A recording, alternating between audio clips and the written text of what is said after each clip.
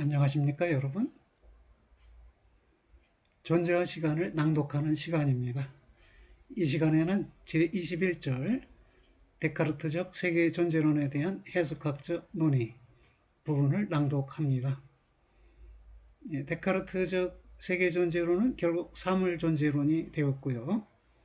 이 사물의 사물성은 연장성에 있다고 했어요. 그러면 세계의 세계성은 결국 연장성이 되네요. 어떤 배경에서 어떤 존재론적 전제들 위에서 그런 식의 논의가 전개됐는지를 해석학적 관점에서 분석해 보겠다는 것입니다. 원서로 127쪽입니다. 읽어보겠습니다. 비판적인 물음은 다음과 같이 제기된다. 이러한 세계의 존재론은 여하튼 세계의 현상을 추구하는가? 만약 아니라면 최소한 그 존재론은 하나의 세계 내부적 존재자를 규정하되 그 존재자에 입각해서 그것의 세계 부합성이 볼 수 있게 만들어질 정도로 그렇게 넓게 규정하는가? 두 물음에 대해 아니다라고 대답될 수 있다. 데카르트가 연장에 의해 존재론적으로 원칙적으로 파악하려고 시도하는 존재자는 오히려 맨 처음에 하나의 우선 용제적인 세계 내부적 존재자를 관통해버림 속에서 발견 가능하게 되는 존재자, 그 사물이다. 또는 전제자이다. 그러나 이러한 말이 맞는다고 할지라도 또 심지어 이러한 특정한 세계 내부적인 존재자, 즉 자연, 사물의 체계로서의 자연의 존재론적인 성격 규정조차도 곧 실체성의 이념은 물론 실체성의 정의 속에서 수용된 존재한다와 존재하기 위해라는 것의 의의가 어둠 속으로 우리를 이끈다고 할지라도 신, 나, 세계의 철저한 구별 위에 근거를 두는 하나의 존재론을 통해 세계라는 존재론적 문제체계가 그 어떤 하나의 의미에서 제기되고 촉진될 가능성은 성립한다. 만약 그러나 심지어 이러한 가능성조차 성립하지 않는다면 다음과 같은 명시적인 증명이 데려와지지 않으면 안 되는데 곧 데카르트는 가령 단지 세계에 대한 하나의 존재론적인 오류 규정만을 내주는 것이 아니고 그의 해석 및 이 해석의 기초들이 세계의 현상은 물론 우선적으로 용제적인 세계 내부적 존재자의 존재에도 건너뛰므로 사람들을 유도하였다는 증명이다. 하이데거가 이러한 증명을 해야겠네요. 세계성의 문제의 해설에 있어서 이러한 현상에 적절한 접근로의 획득의 도달거리가 지적되었다. 데카르트적 출발점의 비판적 상론 속에서 우리는 따라서 다음과 같이 물어야만 하게 된다. 현 존재의 어떤 존재 유형이 데카르트가 연장으로서의 그것의 존재를 세계의 존재와 동일시한 그런 존재자, 즉 자연애로의 적절한 접근 유형으로 고정되는가? 이러한 존재자 애로의 유일하고 진정한 접근로는 인식함이고 더욱이 수학적 물리학적 인식이라는 의미로서의 인식함이다.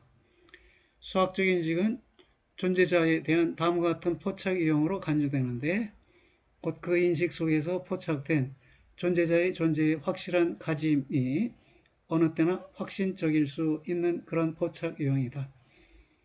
데카르트는 배려라는 길 위에서 존재자에 접근하지 않고 수학적 인식이라는 길 위에서 존재자에게 접근했다는 것입니다. 수학적 인식의 특징이 무엇인가? 그게 설명되겠네요. 자신의 존재 유형을 따라 수학적 인식 속에서 접근 가능하게 되는 존재를 충족시키는 식으로 그렇게 존재하는 무엇이 본래적 의미에 있어서 존재한다. 이러한 존재자는 언제나 존재하는 무엇이자 그것인 바의 무엇이다. 비자인이 아니고 마스자인에 해당하는 것, 그것이 수학적 접근 속에서 포착되는 내용이라는 것입니다. 따라서 그런 무엇이 세계라는 경험된 존재자에 입각해서 이 존재자의 본래적인 존재를 형성하고 그런 무엇으로부터 나타내질 수 있는 것은 그런 무엇이 변경될 수 있는 채로 남아 있는 것으로서 부단한 체류의 성격을 갖고 있다는 점이다. 영속적으로 남아 있는 것이 본래적으로 존재한다. 이 수학적 규정들, 기하학적 규정들은 영속적으로 남아 있지요. 그러한 것을 수학이 인식한다. 수학을 통해 존재자에 입각해 접근 가능하게 있는 것이 그 존재자의 존재를 형성한다. 그런 식으로 실체성의 개념 속에 감싸인 채 놓여 있는 것인 존재의 하나의 특정한 이념에서부터, 그리고 그렇게 존재자를 인식하는 것의 인식의 이념에서부터 세계에게 이것의 존재가 이를테면 부과된다. 예, 여기서 말해진 하나의 특정한 이념이라는 건 전제성을 말하고요. 수학적 내용의 존속은 전제성에 해당한다는 것입니다. 그리고 이런 전제성이 세계에게 세계의 존재로 부여된다는 것이네요. 데카르트는 세계 내부적인 존재자의 존재 유형이 이러한 존재자에서부터 앞서 주어지게 하지 않고, 즉 세계 내부적 존재자에게서 앞서 주어지게 하지 않고, 오히려 그것의 근원 속에서 드러나 있지 않고 그것의 정당성 속에서 증명되어 있지 않은 그런 존재이냐, 즉 부단한 전제성으로서의 존재이네요. 예. 이 근거 위에서 세계의 그것의 본래적인 존재를 이를테면 처방해 준다. 따라서 세계의 존재론을 규정하는 것은 1차적으로는 하나의 우연적으로 특별하게 평가된 학문, 곧 수학의 의존함이 아니라 오히려 부단한 전제성으로서의 존재로 원칙적으로 존재론적으로 방향잡음이고, 그런 존재의 포착을 수학적 인식이 각별한 의미로 충족시키는 것이다. 데카르트는 그렇게 철학적으로 명시적으로 전통적 존재론의 성과를 근대의 수학적 물리학 및 이것의 초월적 기초들로 전환함을 수행한다. 중세 존재론을 계승해서 그것을 수학적 물리학과 이것들의 기초들에 적용했다는 것입니다. 데카르트는 세계 내부적인 존재자애로의 적절한 접근로라는 문제를 제기할 필요가 없다. 전통적 존재론에 중단되지 않는 우세 아래에서 본래적인 존재자의, 즉 무엇임이 본래적인 존재자이고요. 즉 본질이 본래적인 존재자이고, 이것의 진정한 포착 유형에 대해서는 미리부터 결정이 내려져 있다. 그 포착 유형은 노예임, 곧 가장 넓은 의미에서의 직관 속에 놓여 있고, 직관, 바라봄이라는 것이에요. 직접 봄, 어떤 매개를 통하지 않고 직접 본다. 감각적 눈을 통해서 볼 수도 있고요. 이성적 눈을 통해서 볼 수 있는데요. 감성적 직관, 이건 이성적 직관, 이건 철학에서는 다 직관이라는 말로 표현합니다. 그 때문에 디아노에인, 곧 사유는 추론이라고도 번역돼요. 디아노에인. 이 사유는 단지 하나의 기초 지어진 수행 형식일 뿐이다. 그리고 이러한 원칙적인 존재론적 방향 잡음에서부터 데카르트는 존재자애로의 여전히 가능한 직관하면서 알아차리는 접근 유형에, 곧 인식에 대비되는 감각에 자신의 비판을 가한다. 데카르트는 매우 분명하게 존재자가 우선은 자신의 본래적인 존재 속에서 자기를 나타내지 않는다는 점을 알고 있다. 우선적으로 주어져 있는 것은 이러한 특정하게 색깔을 지니고 향기를 지니고 딱딱하고 차갑고 반응하는 소리를 내는 이러한 밀랍 사물이다. 밀랍으로 만들어진 사물이다. 그러나 이것은, 그리고 여하튼 감관들이 내주는 것들은 존재론적으로 중요하지 않게 남아있다. 인용문에서도 그 점이 나타난다는 것이에요. 감관들은 여하튼 존재자를 이것의 존재에 있어서 인식하도록 하지 않고 다만 신체를 지닌 인간 존재에 대한 외부적인 세계 내부적 사물들의 유용성과 유해성만을 알린다. 네.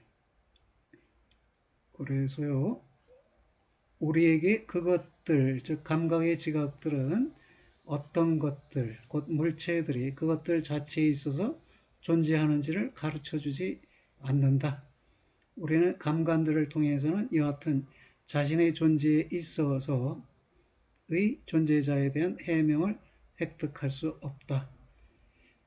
그러면 감각이 아닌 다른 포착 유형, 접근 유형이 필요하네요. 네. 얼마나 데카르트가 감각성 속에서 자기를 나타내는 것으로 하여금 자신의 고유한 존재 유형에 있어서 앞서 주어지도록 하면서 이러한 존재 유형을 심지어 규정하는 일조차도 할 수 없는가라는 점은 그에 의해 수행된 딱딱함 및 저항의 경험의 해석에 대한 비판적 분석에서부터 분명해진다. 딱딱함이 저항으로 파악된다. 이러한 저항은 그러나 딱딱함과 마찬가지로 현상적 의미에 있어서 그것 자체에 입각해 경험된 또 그러한 경험 속에서 규정 가능한 그런 어떤 것으로 이해되지 않는다. 저항은 데카르트에게 다음과 같은 것을 말한다. 자기 자리에서 물러나지 않는다. 다시 말해 장소 변화를 겪지 않는다. 하나의 사물이 저항한다는 것은 그렇다면 다음을 말한다. 자신의 장소를 바꾸는 하나의 다른 사물과 비교해서 하나의 특정한 장소에 체류한다. 혹은 이러한 다른 사물에 의해 만회될 수 있는 속도로 장소를 바꾼다. 딱딱함의 경험에 대한 이러한 해석을 통해 감각적인 알아차림의 존재 유형이 또 이로써 그런 알아차림 속에서 만나지는 존재자를 이것의 존재에 있어서 포착할 가능성이 지워진다, 삭제된다. 데카르트는 어떤 것의 알아차림의 존재 유형을 그가 아는 유일한 존재 유형 속으로 옮겨 놓는다. 어떤 것을 알아차림은 두 개의 전제적인 연장된 사함을, 즉 손과 딱딱한 것이 일정하게 나란히 전제적으로 존재함으로 되고 두 사물의 운동 관계는 스스로 연장의 양상 속에 있는데 이 연장이 1차적으로 물체 사물의 전제성을 성격 규정하는 것이다. 전제성의 1차적 성격이 연장이라는 것이네요. 과연 접촉하는 태도에 가능한 충족은 접촉될 수 있는 것의 하나의 탁월한 가까움을 요구한다. 이 점이 말하는 것은 그러나 건드림과 가령 이런 건드림 속에서 자기를 고지하는 딱딱함이 존재론적으로 파악될 때 데카르트의 생각같이 두 개의 물체 사물의 상이한 속도 속에서 성립한다는 것은 아니다. 현 존재의 존재 유형을 지닌 혹은 최소한 생명체의 존재 유형을 지닌 존재자가 있지 않다면 딱딱함과 저항은 여하튼 자신들을 나타낼 수 없다. 생명체나 현 존재는 전제자가 아니라는 것이에요. 근데 데카르트는 손과 딱딱함의 관계를 전제자들 사이의 관계인 양 다루고 있다는 것입니다.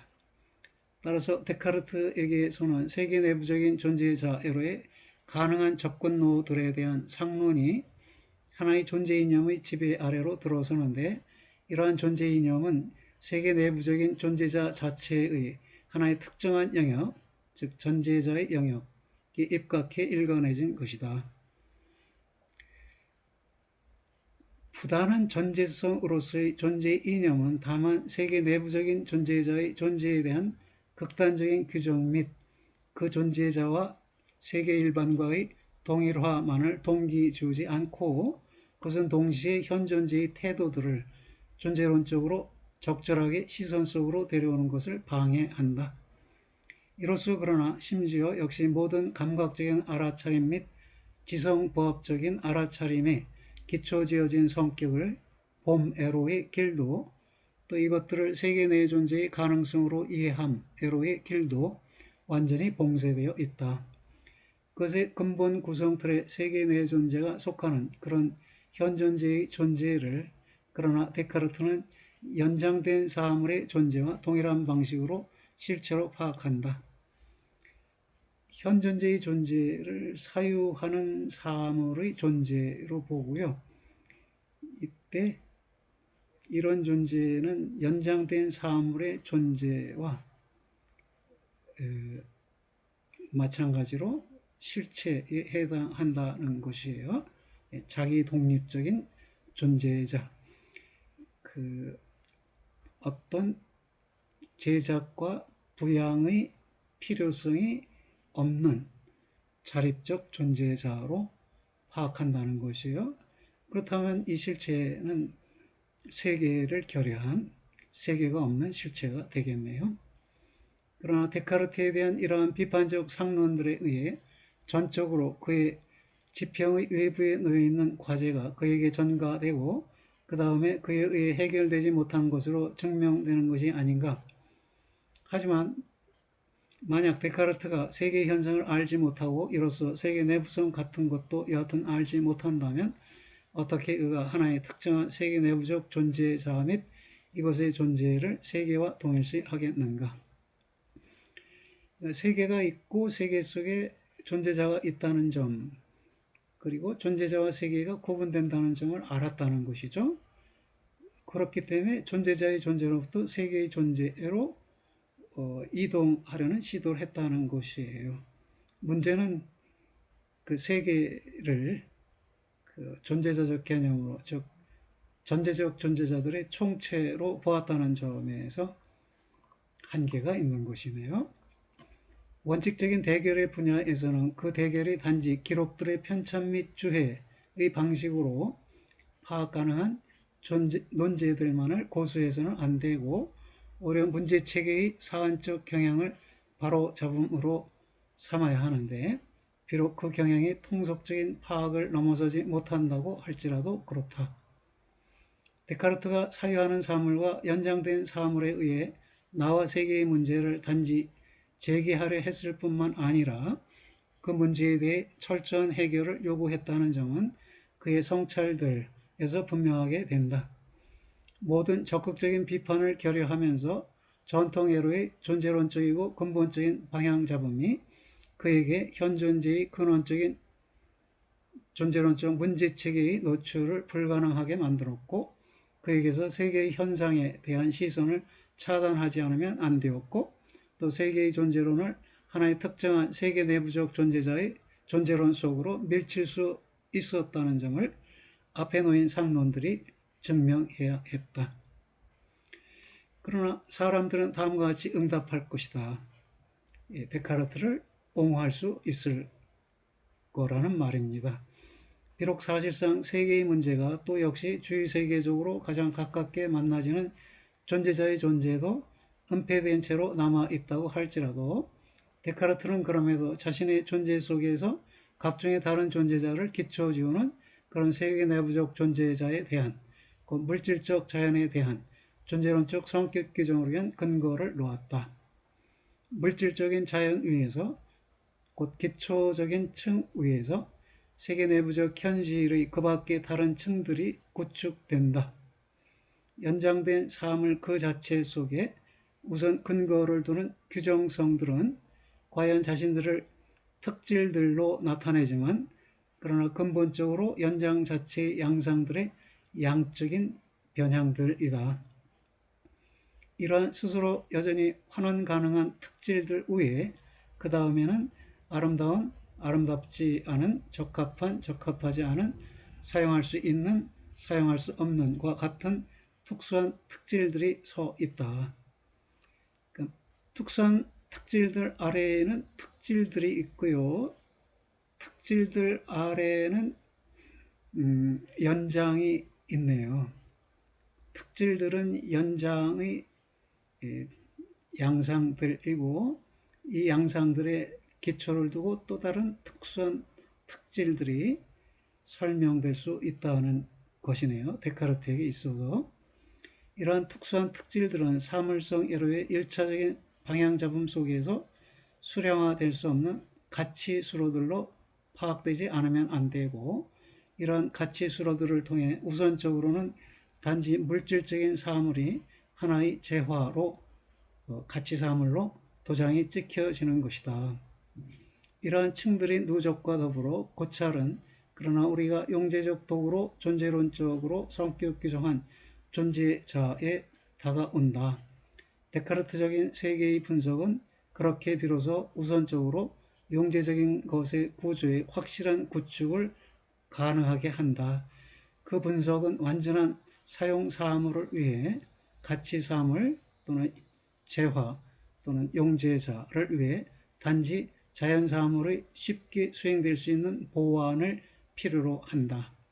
여기까지가 이제 데카르트를 옹호하는 사람들이 하이데거에 맞서 행할 수 있는 반론, 응답, 말대꾸일 수 있다는 것입니다. 그럼 다시 하이데거 입장은 무엇일까요? 그러나 이러한 길 위에서 비록 세계라는 특수한 문제는 일단 도외시한다고 할지라도 세계 내부적으로 우선 만나지는 것의 존재가 존재론적으로 획득 가능한가? 물질적인 사물성과 더불어 밖으로 말해지지 않은 채로 하나의 존재가 곧 부단한 사물 존재성의 출발점에 놓여지지 않는가?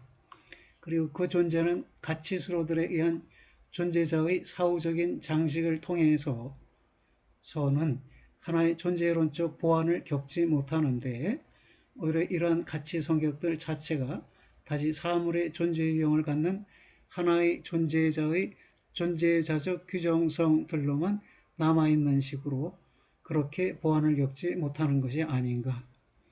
가치 성격들도 전제적 성격, 전제성을 지닌 성격들이라는 것이에요. 하이데거의 관점에서 그렇다는 것입니다. 가치수로들의 부과는 재화들의 존재에 대해 하나의 새로운 해명을 결코 내줄 수 없고 오히려 이러한 재화들을 위해 순수한 전제성이라는 존재 유형을 단지 다시금 전제할 뿐이다. 가치들은 하나의 사물의 전제적인 규정성들이다. 가치들은 결국에 자신들의 존재론적 근원을 유일하게 기초적인 층으로서의 사물 현실성의 선행적 설정 속에만 두고 있다.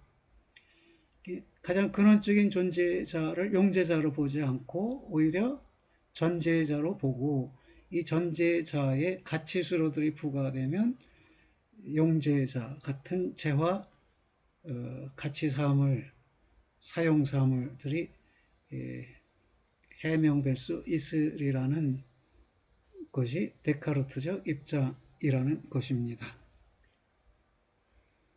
이미 현상학의 앞선 경험이 그러나 사물적이라고 추정된 존재자에 입각해 나타내는 것은 사물성에 의해서는 완전히 이해 가능하게 되지 않는 어떤 것이다. 현상학의 앞선 경험에서 사물적이라고 추정되는 존재자, 용제자죠. 사물적이라고 추정되지만 실제로는 용제자인데 이것은 사물성에 의해서는 이해 가능하지 않다는 것입니다. 따라서 사물적인 존재는 하나의 보완을 필요로 한다. 무엇을 도대체 존재론적으로 가치들의 존재가 혹은 로체가 긍정의 한 양상으로 파악했던 가치들의 타당함이 말하는가? 가치들, 타당한 가치들이라고 할 때 이 타당함이 무엇인가? 이 타당함도 존재의 일종이란 말이에요. 존재의 한 방식인데 이 타당함이란 존재 방식이 해명되지 않고 있다는 것이에요. 사물들이 가치들을 지님은 존재론적으로 무엇을 의미하는가? 이러한 규정성들이 어둠 속에 남아있는 동안에는 자연사물에서부터의 사용사물의 재구성은 존재론적으로 의문스러운 감행인데 문제체계가 원칙적으로 전도됨을 전적으로 도외시한다고 해도 그런 것이다. 문제체계는 현존재로부터 출발해서 현존재의 존재를 이해하고 이와 더불어 존재 일반, 즉 용제성, 전제성 등을 이해하고 다시 이것들의 의로서의, 즉 존재 일반의 의로서의 시간으로 나아가는 것인데 그런 것과 전혀 없이 되어버리는 것을 전도됨이라고 했어요. 그리고 가치가 우선은 탈피되어 있는 사용사물의 재구성은 사용사물이 아니 사용사물로 재구성할 때 이 재구성되는 사용사물은 처음에는 가치가 탈피되어 있죠. 가치를 갖고 있지 않던 것이죠. 이러한 재구성은 그것의 전체성이 재구성 속에서 다시 복구되어야 하는 그런 현상, 즉 완전한 사용사물에 대한 선행적인 적극적인 시선을 언제나 이미 필요로 하지 않는가. 만약 사용사물의 가장 고유한 존재 구성 틀이 그러나 미리 적절하게 해명되어 있지 않다 하면 재구성은 건축 설계도 없이 건축하는 것이 아닌가. 그러니까 사용사물을 재구성할 때 재구성되어야 할 사용사물은 사실은 우리가 일상적으로 용제자로 도구로 알고 있는 것이라는 말입니다. 그런데 이미 알고 있는 도구 용제자로부터 출발하지 않고 사물이라는 전제자로부터 출발해서 용제자로 돌아오려고 하는 노력이 존재론적으로는 의미가 없다는 것이 되겠네요. 세계의 전통적 존재론의 이러한 재구성 및 보완이 결과적으로 동일한 존재자의 곧 도구 용제성 및 쓸모 전체성에 대한 위에서의 분석이 그곳으로부터 출발했던 그런 동일한 존재자, 용제자에 도달하는 한도에서 그것, 즉 재구성 및 보완은 마치 사실상 이러한 존재자의 존재가, 즉 용제성이 해명되어 있거나 혹은 역시 단지 문제로만 되어 있으리라는 가상을 불러일으킨다. 해명되어 있지 않죠. 용제성도. 그래서 하이데거가 해명을 시도하는 것이고요. 문제로 철저히 제기되어 있지도 않아서 문제 제기의 마무리를 시도하는 것이네요. 하이데거가.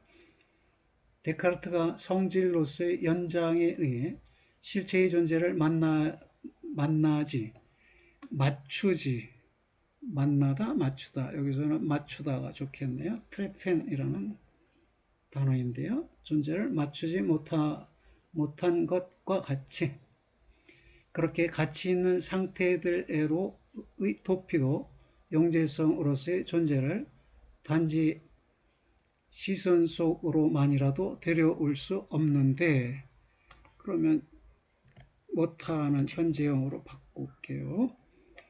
하물며 존재론적으로 주제로 되게 할 수 없다는 점은 더 말할 나위가 없다. 데카르트는 세계에 대한 물음의 협소화를 우선적으로 접근 가능한 세계 내부적인 존재자로서의 자연 사물성에 대한 물음에 의거해 예리하게 하였다. 그가 강화한 생각은 하나의 존재자에 대한 추정적으로 가장 엄밀한 존재자적 인식함이, 즉 수학적 인식함이 역시 그런 인식 속에서 발견된 존재자의 일차적 존재애로의, 즉 무엇이라는 내용 또는 본질이라는 규정, 애로의 가능한 접근로이기도 하리라는 것이었다. 그러나 동시에 중요한 것은 역시 사물 존재론의 보완들도 원칙적으로 데카르트와 같이 동일한 교리적인 토대 위에서 움직인다는 점을 통찰하는 것이다. 사용 사물 존재론을 데카르트는 제시하지 못했는데 사용사물의 존재론을 제시하려는 사람들도 데카르트의 사물 존재론의 토대를 두고 있어서 동일한 교리적 토대 위에서 움직인다는 말을 했습니다. 우리가 이미 암시했던 것은 세계를 또 우선적으로 만나지는 존재자를 건너뛰음이 우연적이지 않고 또 단순하게 만회될 수도 있을 오인함이 아니라는 점, 오히려 그것은 현 존재 자신의 하나의 본질적인 존재 유형 속에 근거를 둔다는 점이었다.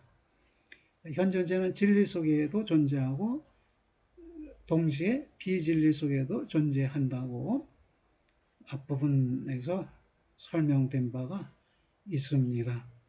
만약 현존재의 분석론이 이러한 문제체계의 테두리 속에서 가장 중요한 현존재의 주요 구조들을 투명하게 만들었다면 그 존재 일반의 개념에 이것의 가능한 이해 가능성의 지평, 즉 존재 일반의 이해 가능성의 지평인 시간이 지정되어 있고, 그래서 역시 처음으로 용재성과 전재성이 존재론적으로 근원적으로 이해 가능하게 된다면 비로소 데카르트적인 또 원칙적으로 오늘날에도 여전히 통용되는 세계 존재론에 대한 지금까지 수행된 비판이 자신의 철학적 정당성 속으로 놓여질 수 있다. 그러니까 시간에 의해서 존재 일반을 해명하고 존재 일반 중에 하나로서의 전재성을 밝히고 이 전재성의 관점에서 데카르트가 사물존재론을 전개했다고 해석하면 그러면 데카르트의 존재론이 자신의 철학적 정당성을 얻게 된다는 것입니다. 이를 위해 다음과 같은 점들이 나타내지지 않으면 안 된다. 왜 우리에게 결정적인 존재론적 전통의 시작에 있어서 명확히는 파르메니데스에 있어서 세계의 현상이 건너뛰어졌는가? 데카르트는 사유는 존재이고 존재는 사유다라는 취지로 철학을 전개했어요. 그에게서도 세계라는 현상이 건너뛰어졌다는 것입니다. 어디에서 이러한 건너뛰임에 부단한 회귀가 유래하는가? 예, 그 일상적 배려가 사물에 몰두하는 것이라는 점, 거기에서부터 기원하겠네요. 왜 건너뛰어진 현상을 대신해 세계 내부적인 존재자가 존재론적 주제로 뛰어드는가? 그럼 세계가 건너뛰어지고 세계를 대신하는 세계 내부적 존재자가 논의된다는 것이에요. 왜 이러한 존재자가 우선은 자연 속에서 발견되는가? 세계 내부적 존재자가 왜 1차적으로 자연으로 여겨지는가? 이것은 우월적 인식의 우월적 유형으로 직관이 앞서 설명되었듯이 직관이나 노예인이 생각되어졌기 때문이네요. 필연적인 것으로 경험되는 그런 세계 존재론의 보완이 가치 현상의 도움 아래서 수행되는가? 이 가치 현상, 이 용재자에는 이 가치라는 것이 이미 함유되어 있기 때문에 자연 사물의 가치를 덧붙여서 용재자에 도달하려는 노력이 전개되는 것이겠지요. 이 물음들에 대한 대답들 속에서 비로소 세계의 문제체계의 적극적인 이해가 성취되어 있고 그 문제체계를 빗나감의 근원이 제시되어 있고 왜 빗나가는지 이유가 제시되어 있고 전통적인 세계존재론의 거부에 정당 근거가 증명되어 있다. 아리스토텔레스 이래로의 세계존재론이 이제 거부되고 현존재 분석론, 즉 기초존재론의 토대를 두고 세워지는 존재론이 새롭게 수용되어야 할 필요가 있다는 것입니다. 데카르트에 대한 고찰들이 통찰회로 데려와야 하는 것은 세계의 사물들로부터의 겉보기에 자명한 출발은 존재자에 관한 추정적으로 가장 엄밀한 인식애로의 방향 잡음과 마찬가지로 그 위에서 세계 현존재, 세계 내부적 존재자라는 가장 가까운 존재론적 구성 틀들이 현상적으로 만나질 수 있는 그런 집안의 획득을 보증하지 않는다는 점이다.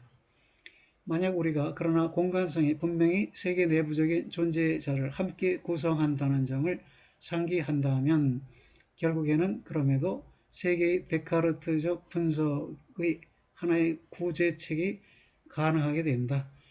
연장을 물체적 사물의 각종의 규정성의 전제,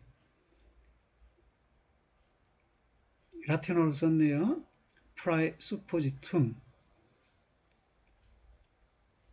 presupposition으로 명확히 제시함에 의해 데카르트는 이해력을 위해 하나의 선언적인 것, 즉 전제성의 준비 작업을 했고, 그 다음에 그 선언적인 것의 내용을 칸트가 지성의 범주들로 더욱 철저하게 고정시켰다.